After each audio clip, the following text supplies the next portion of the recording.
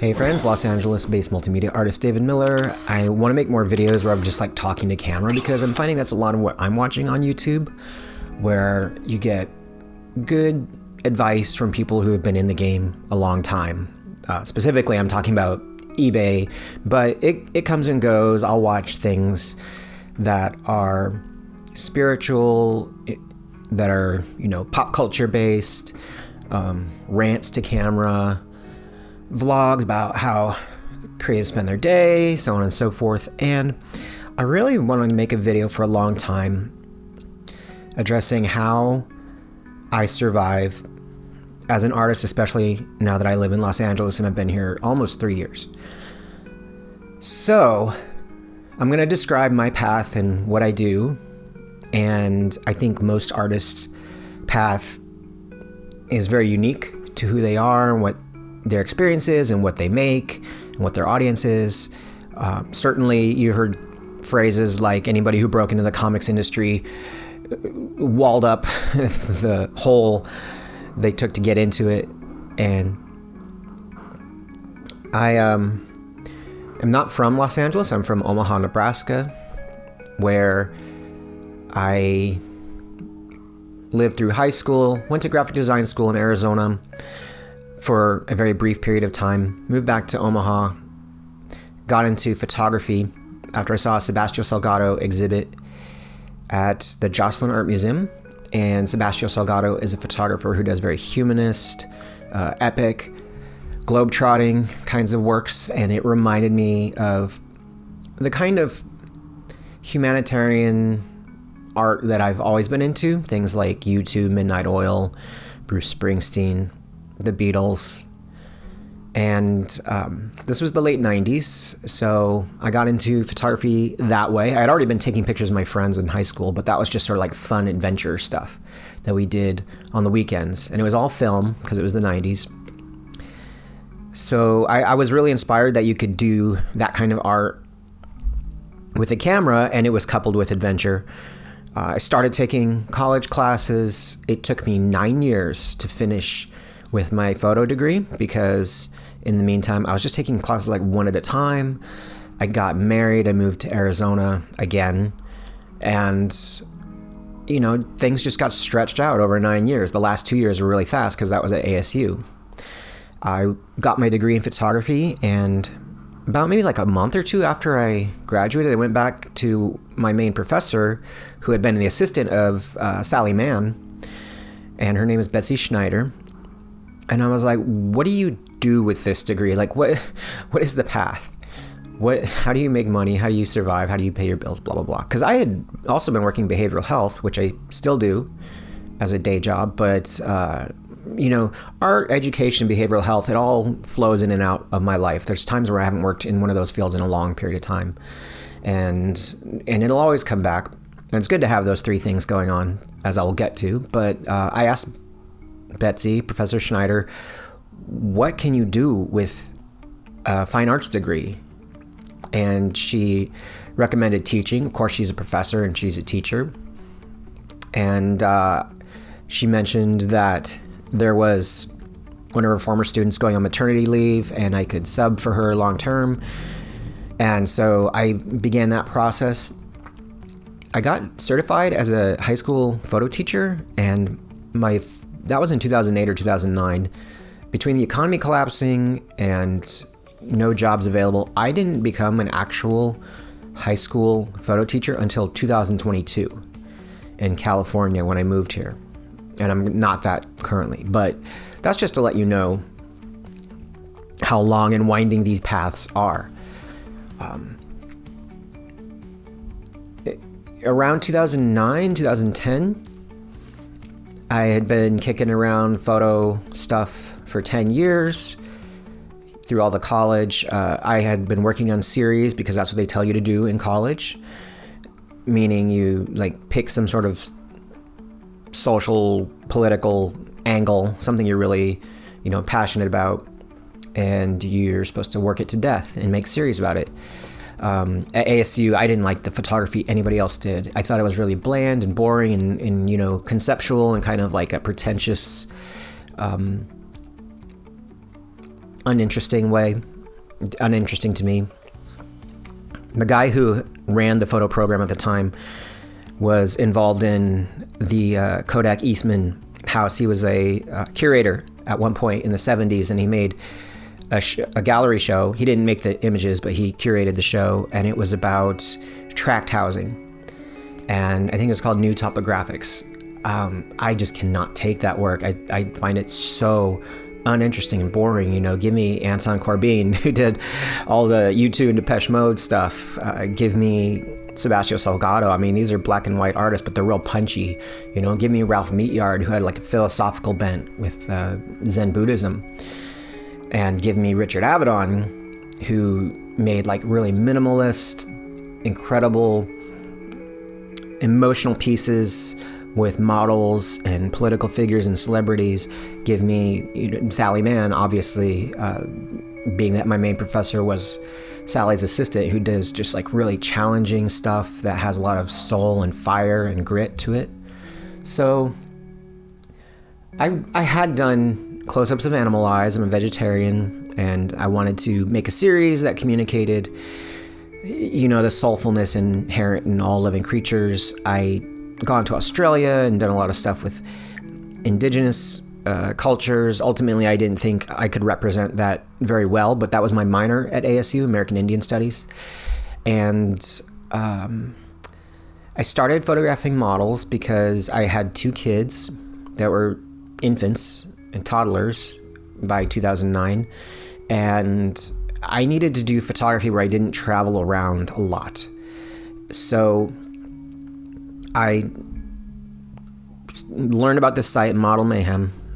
It still exists, but it's not like super big. And you could find people, within your vicinity that you can shoot with for 2 hours, agree upon a concept, and then you get something out of it. And when you work with compliant individuals, models, makeup artists, hairstylists, clothing designers, whatever, you can really craft what you're doing in the way that you can't when you're just getting in the car and driving around Arizona and Utah and trying to find something interesting, or working with animals, which don't respond to command very often. And the art model thing, I'd avoided it for a long period of time. I did do some portrait work in the early 2000s, late 90s, because I was in college and we were in a commercial photo program and we had access to a studio. And, being college age and my other college age people were like willing to be your subjects and they're attractive. I eventually, married one of those models. So I'd really fallen out of taking pictures of people and doing all this other stuff that ASU taught me to do. But when I got back into the model shoot stuff, it was the dawn of social media. It was the dawn of the Tumblr era. And there was a lot of like free-spiritedness and willing to express yourself that kind of isn't there today, because the difference between shooting models in the early 2010s and the mid 2020s is people are far more paranoid or far more controlling over their visual identity. Everything that they express on social media has to fit some sort of I'm putting my image of myself out there as this and this one thing, and it has to be perfect. And my daughter does not have any kinds of hang-ups or she's not on the spectrum or anything like that, but I know through her and working with my own daughter, who's 16 at this point, that if your angle is a little bit off, it's all trash, it's all a waste. What a disaster. So that's how I kind of feel about a lot of the people I work with today. They're far more savvy but paranoid about how they manage their brand, if you get what I'm saying. And people weren't like brand conscious back then. They just wanted to make cool stuff. And the universe ebbs and flows, so I'm sure there'll be a point where people are over TikTok and Instagram and just want to make cool stuff again. But when I started shooting with female models, this is when interest finally came to my photography, because obviously there's a huge market for it. There always will be a huge market for art that features pretty girls.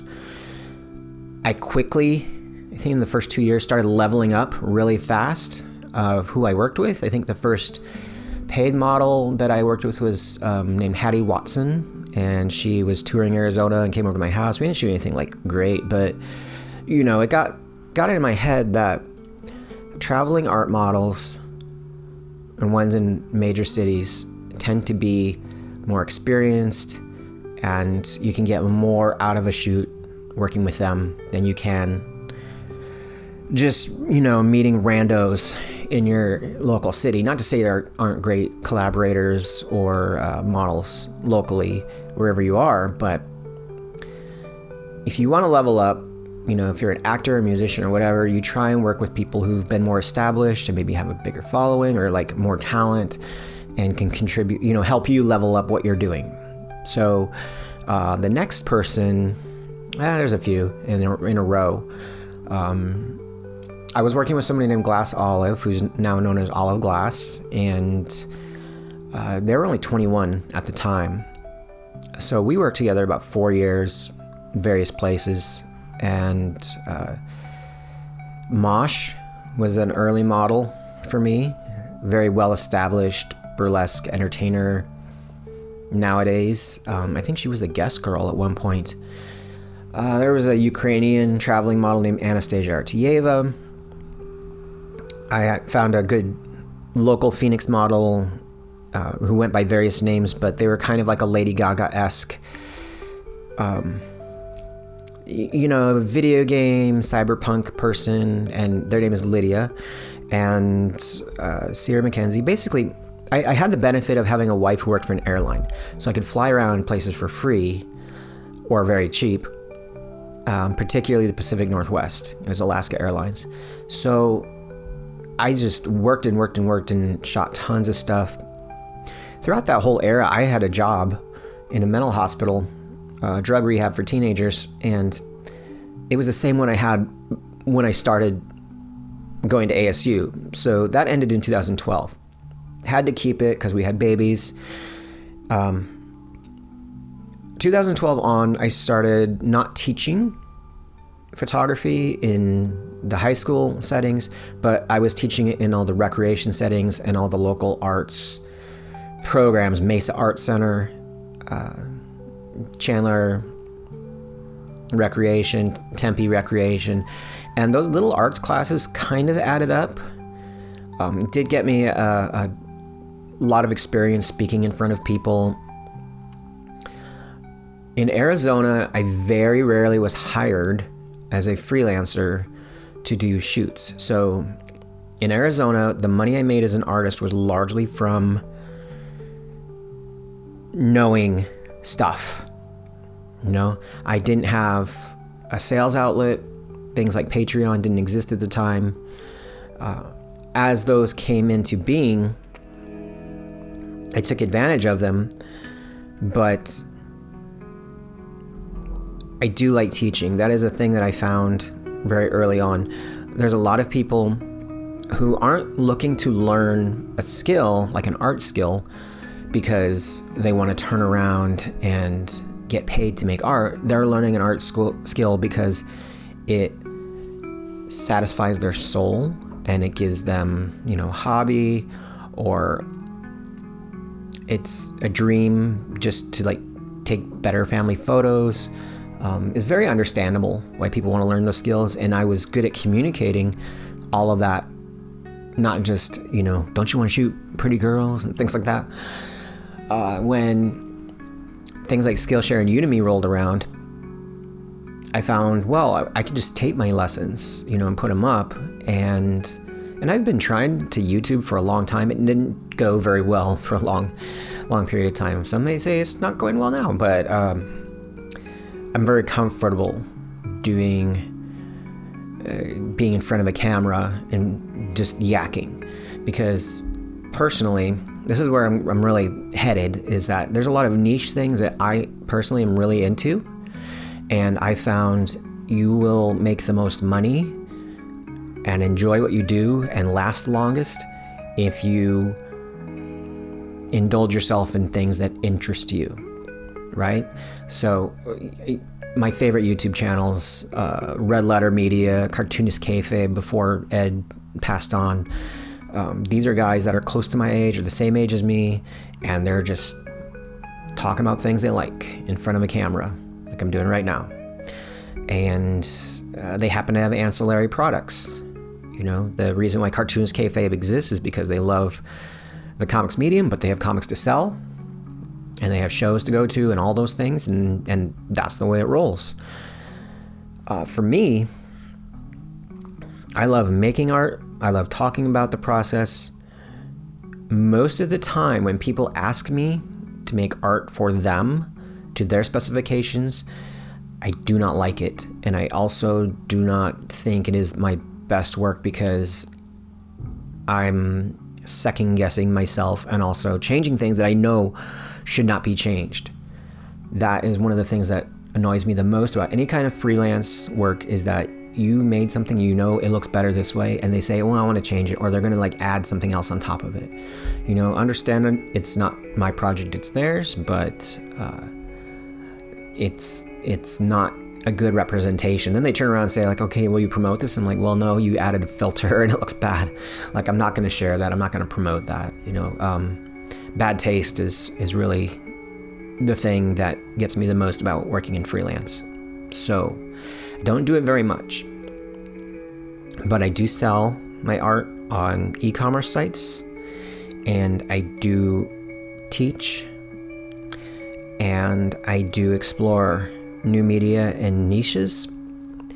And because I tend to go whole hog after those new media niches like Adobe Character Animator, Procreate Dreams, Suno is something that I am really, really into now, hoping to get really good at AI sets and set design. And because this stuff is kind of like new and niche, and I'm learning everything I can about it and making projects that, you know, catch some people's eyes, then I get regarded as kind of like an authority, and I get opportunities to write books. Or with Character Animator, when I made some films early on, I got sponsored by Adobe to go to Comic-Con San Diego and speak on a panel about motion comics. And I think a lot of the money I've made as a teacher, honestly, is because I made these very early Character Animator classes that did well on Udemy and Skillshare. Nobody else made anything that was like it, and it was new in the mid 2010s. So, being specific now about e-commerce and teaching and money making as an artist, I'm going to dismiss freelance right away. You know. And I'll just follow that up by saying, I think anything that I have to compete with other people and wait in a line and get like, you know, you're great, but we went with this cheaper option, that kind of stuff. I have no time for that. I will not make time for that. There are people who that is their daily life and they want to make time for that. Pardon me. I'm not that guy. So all the time that I would spend waiting in line, auditioning for something,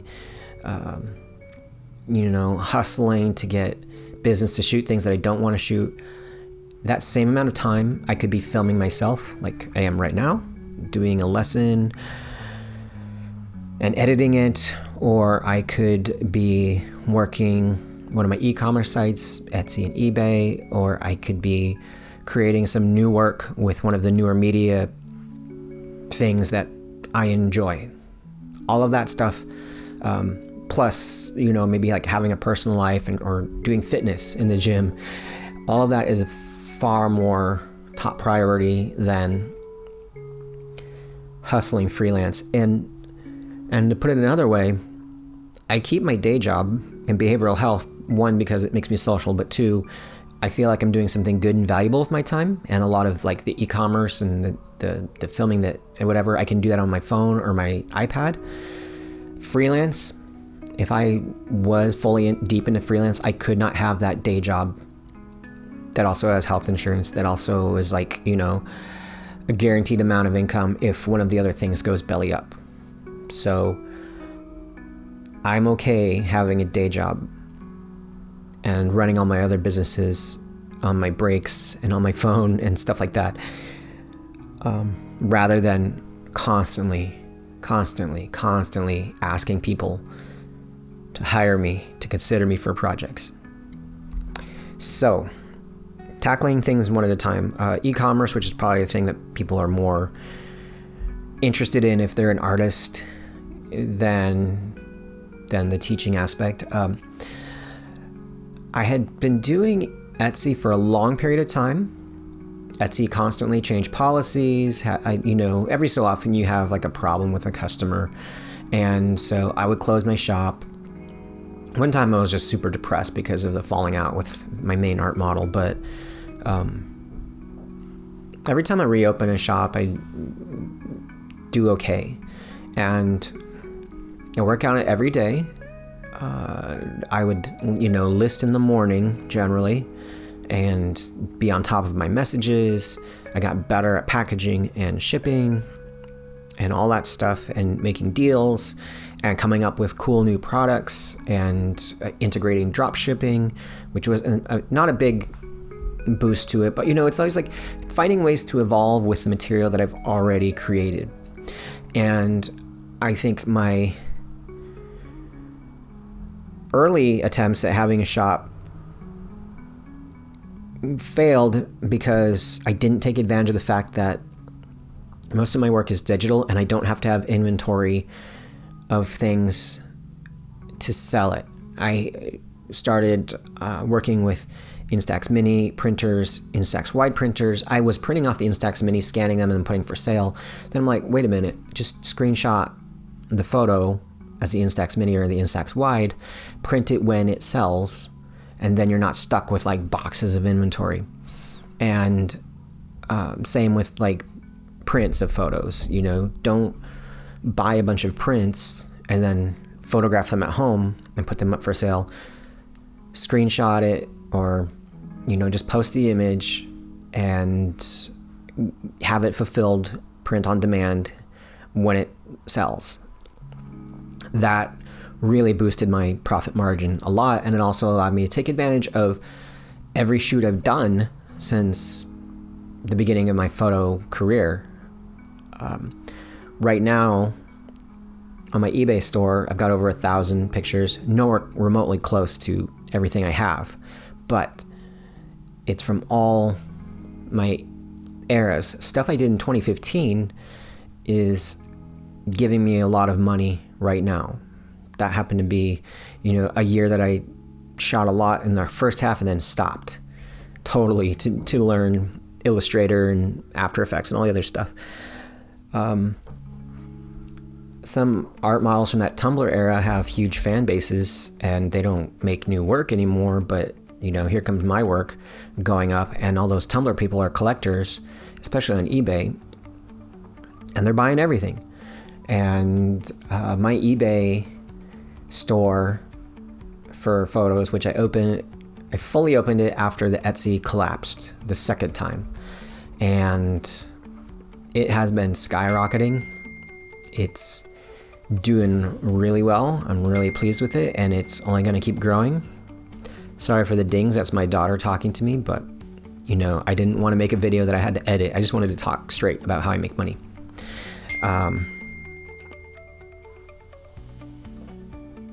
Okay. And I do have a new Etsy store for all the other products that I can't sell on eBay, the dropship stuff, things that are like print to order, zines. My niches that I've kind of carved out for myself they're all things I've been interested in. And so if you're an artist out there, there's things that you're interested in that are kind of unique to you.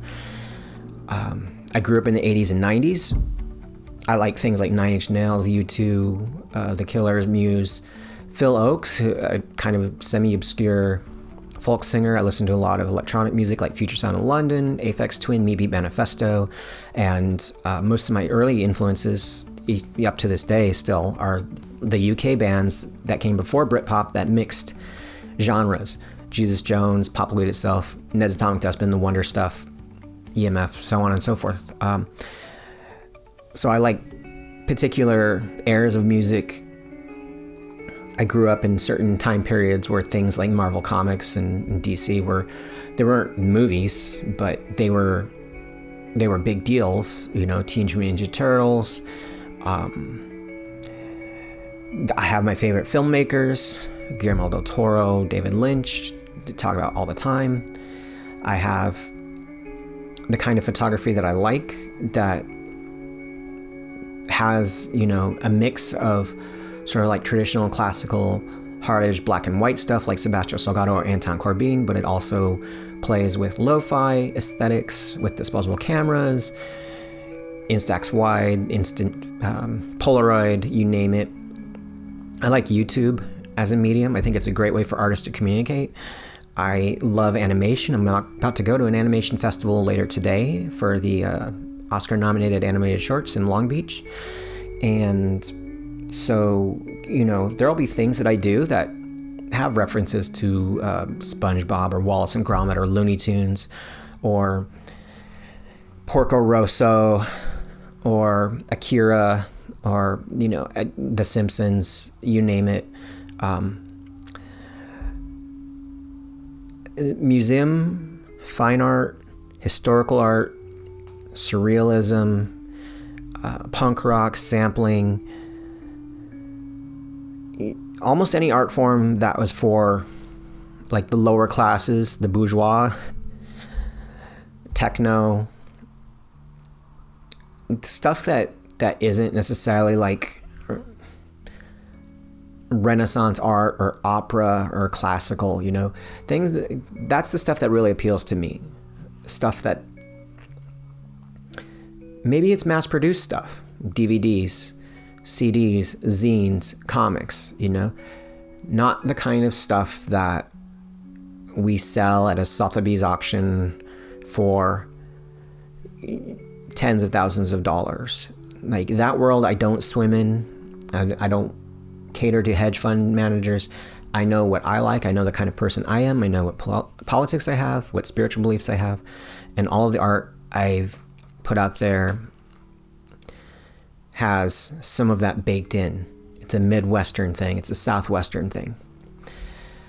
And I think all the teaching that I put out there is like, it indulges your weird creative side, but it's also practical.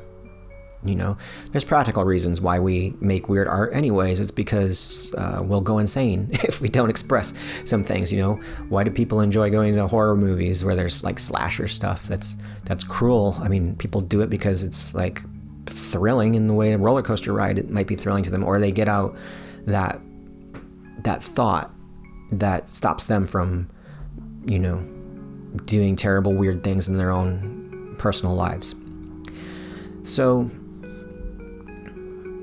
really just exploring my niches and then knowing that there's avenues for making money in art that aren't hire me because this is my style. The truth of the matter is, if I do get hired for making an animation, a video, a photo set with somebody, I only want it to be if they want me to do it my way and in my style. I can reflect back in my creative career and say the times that I got a studio in Arizona. It was a fashion house, and they had an interview, and they're like, I showed them this really cool cut up video. I made it with Alina Ali, and in that video, I had based it off of a old Kate Moss Adidas commercial I saw on Vimeo, where it was like really collagey and the photo just kept getting remixed in this 30 seconds. So I did a similar thing with Helena. And at the interview, the lady who was, also an ASU graduate, very creative fashion lady. She goes, "That's great. Can you do normal?" And I said, "Oh yeah, I can do normal," because they thought if I was the in-house photographer, I would be there to shoot like all the catalog kind of stuff that people might want, and very basic, you watch like TikToks and it's all against one flat paper background, it's all well lit, and it's just to show off a product and stuff like that. And I never booked, I booked a few bands maybe to shoot in the studio in Tempe, but I made most of my money doing what I'm doing right now, filming myself talking, making YouTubes and classes and putting them up on the internet. So I don't need anybody else I don't need to wait for somebody to hire me to do something. I wake up every day and there's things that you can do to control your own destiny. That's a great feeling. All I need to do is work eBay every day, and I can do it walking. I can do it on public transport, whatever.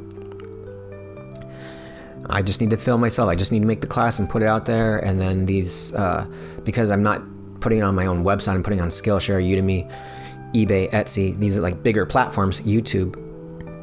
Those platforms help me. I'm not working for them. It's a partnership. And it's usually a pretty good partnership. Like all I need to do is make the content. And the fact that I have it on more than one site, really important to me. When Skillshare and Udemy were more of a thing, YouTube drove people there, but my Skillshare and Udemy also mentioned other places I was at without like giving a hard sell, and it was the same classes that went on Skillshare and Udemy. So whatever content you make, if you can monetize it through multiple platforms, multiple outlets, and they're bigger platforms and outlets where people actually go and they have their credit card in their hand or whatever it is, that's really, really, really, really important. If you just put classes on your own website and there's zero traffic to your own website, what good is it? None at all. There's no discovery there unless you meet people in person. Now, I'm going to wrap this up by talking about living in Los Angeles. And I'm laughing because my neighbor is vacuuming right now. They probably can hear every word I say. We have very thin walls here. Los Angeles is one of the most expensive cities in the world. And I moved here with some money that went away really quickly, And I won't lie to you and say it hasn't been difficult surviving here. But like I tell my kids, when something's difficult, you just need to rise to the occasion. You need to hustle harder. You need to figure out how you can make more money, what you need to do to meet the demands of the thing you're trying to do. And my living experience in Los Angeles is a little different from most people because I don't live in central LA. I live in San Pedro, which is the very bottom tip. It's the LA harbor. It's very tucked away. I'm actually quite distant from certainly any Hollywood or, actor types. Nobody down here has Botox. No, most people here are very chilled out, normal, very, they're not trying to achieve some big dream, A lot of those people are much further north than me, and they're living in a dense city with dense traffic, and they own a car that gets broken into or stolen or hit on the street because there's no parking. Like all those experiences that I wanted to avoid, I did not pick up when I moved here with a vehicle, and then it hit a pothole in the freeway and the transmission scraped the ground and it got trashed. And I've been doing public transport for about 2 years, and I am totally fine with it because public transport is the time that I can do everything on my phone and all my animation. I probably would have less than half the productivity that I have if I was driving and getting stuck in traffic and feeling like I have to keep going to all these places. When you walk and you do public transport, you're a lot more decisive about what you do with your time, and you make better use of it, and you stay in better shape too. Absolutely. The people who sit in traffic for hours are, frustrated. Their nerves are frazzled, and I guess I could say that public transport is not for everybody, but I have found that, in my priorities of what I want to spend my money on when I make money, getting a new vehicle is very low on it, because I know from life, not just living in LA, but vehicles equal car repairs, and then, the catalytic converters get stolen off all the time around here, and people break windows to get into whatever goodies are in the car all the time here. Parking, when I had a vehicle, I remember I went and saw a Metric in Anaheim at the House of Blues, and when I got out, I was driving home trying to find a parking spot, and it was late at night, and it was probably like 30 minutes of driving around. And I live in San Pedro, which is not overpopulated by any means. It's very nice and quiet where I live, and I'm about to go into Long Beach and go to my gym and go to an animation, showing, and probably, do art along the way and go to another coffee shop and then come home. And I'm not going to struggle with any traffic or anybody, trying to shoot with me and then flaking. I just know the things that I don't want to do, and I avoid them. I spend all my time doing the things that I feel passionate about. So that's my basic answer for how to make money as an artist living in Los Angeles. Where people go wrong, in my opinion, is they make cool things. I had a creative partner for a couple years living here, and she and I would make the coolest things, and then she's like, okay, now people will hire us for this or that. People will hire us for this or that. And she learned how to do auto-tuning from a boyfriend, and she goes, okay, well, people will pay $100 to get auto-tuned here and there. I'm like, what a waste. You're looking at all these other people to hire you for things. So many people, they want to be actors and actresses, and they don't make their own content. They just think that they show up thinking they their talent should be recognized and they'll be hired. And that's just not how it goes, man. You get a job because you know people here, and you know people here by demonstrating your skill and being social. And you demonstrate your skill by making your own thing and putting it out there. But guess what? You make your own thing and put it out there, you can also sell that. You can sell the knowledge, or you can sell the product. And the stereotype of LA being like phony influencer culture, that's its own ecosystem. I've met some of that, not very much, because the ecosystem that I always will swim in is the one where it's like authentic artists who just put their nose to the grindstone, they do the thing. Long Beach has the murals. We have every year a mural week, and I'm gonna Long Beach walls. I'll film it more this time. I tried last year, and everyone's international artists. They put their nose to the grindstone. They make something cool, and they talk about it, and they're all authentic, and nobody is a clout chaser. Like I said, nobody down here is Botoxed or surgeried. Just all authentic people. And you go to the gym, certain times of the day you're always going to see people who are like vain, but not compared to when I go to the same 24-hour fitness in West Hollywood, Beverly Hills, or Koreatown or whatever, and I see people who are like swole and juicing and all that stuff. I go to the ones in Long Beach, man. This is authentic life, It's a life I can deal with, and I don't mind getting up every single day and working on YouTube, working on classes, working on eBay, working on Etsy, because I know this is the life that I want, and I know it works. It will make money when you work it.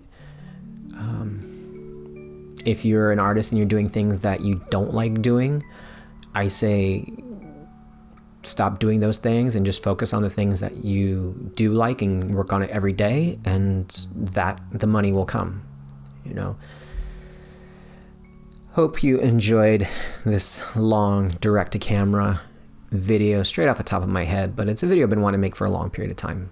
So best of luck in your own creative endeavors. Talk to you next time.